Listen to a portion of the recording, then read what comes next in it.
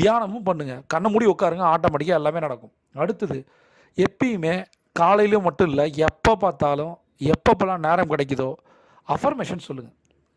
நிறைய அஃபர்மேஷன் அதிகாலை 4 மணிக்கு நான் ஃப்ரீயாக லைவ் ட்ரைனிங்கில் கொடுத்துட்ருக்கேன். அதுக்கான லிங்க்கு கீழே இருக்குது. டெலகிராம் ஆப் இன்ஸ்டால் பண்ணிட்டு அந்த லிங்கை கிளிக் பண்ணிங்கன்னா டெய்லி 4 மணி கிளப்பில் நீங்கள் ஃப்ரீயாக இணையலாம். அதில் நிறைய சுயக்கட்டளைகள் நான் சொல்லித்தரேன். 10,000க்கு மேற்பட்டவங்க இதை பயனடைஞ்சிட்டு இருக்காங்க. அடுத்தது, என்னென்ன நெகட்டிவான விஷயங்கள் நடக்குதோ அதை ரீஃப்ரேம் பண்ணணும். எப்படி நெகட்டிவாக நடக்கும்போது ரீஃப்ரேம் பண்ணுறது? நெகட்டிவாக நடந்துட்டு போகுது, அதுலேருந்து பாசிட்டிவான விஷயத்தை மட்டும் எடுத்துக்கணும். நம்ம நிறைய தடவை ஜெயிச்சோன்னு நினச்சிருப்போம், தோற்றுருவோம்னு நினச்சிருப்போம், ஜெயிச்சிருப்போம்.